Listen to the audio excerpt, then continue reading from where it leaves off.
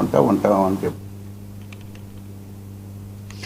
విజయనగరం జిల్లాలో ఇళ్ల పట్టాల కోసం సిపిఐ ధర్నా నిర్వహించింది. 2018లో అర్హులైన పేదలకు మంజూరైన ఇళ్ల స్థలాల పట్టాలను పరిగణలోకి తీసుకుని 3 సెంట్ల స్థలం కేటాయించాలని సిపిఐ జిల్లా కార్యవర్గ సభ్యులు డేగల అప్పలరాజు డిమాండ్ చేశారు. ఈ మేరకు కలెక్టరేట్ ఎదుట సిపిఐ ఆధ్వర్యంలో ఇంటి బాధితులు ధర్నా నిర్వహించారు. జామి మండలం అలమండలో నిర్మించిన ఇళ్లకు ఇప్పటికీ పట్టాలు ఇవ్వలేదని, బాధితుల్లో ఎక్కువ మంది దళితులు, బీసీలకు చెందిన వారే ఉన్నారని ఆరోపించారు. కాలనీలో మరుగుదొడ్లతో సహా కనీస మౌలిక సదుపాయాలు లేక మహిళలు తీవ్ర ఇబ్బందులు ఎదుర్కొంటున్నారని ఆయన పేర్కొన్నారు.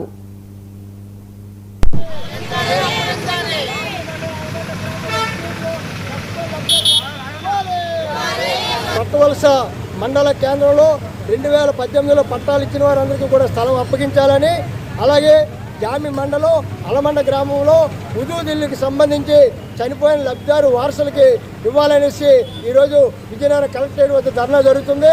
ముఖ్యంగా ఏదైతే 2014లో ఉదూ తుఫాన్లో నష్టపోయిన వారందరికీ కూడా జామి మండలం అలమండ గ్రామంలో ఉదూదిల్లు నిర్మించారు.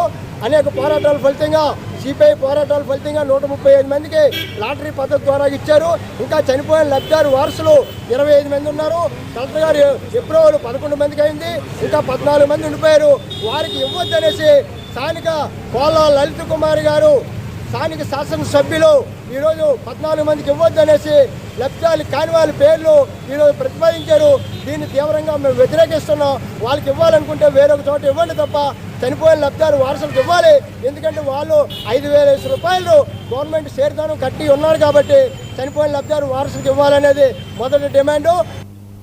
కొత్తవలస మండల కేంద్రంలో 2018లో పట్టాలు ఇచ్చిన వారందరికీ కూడా స్థలం అప్పగించాలని, అలాగే జామి మండలం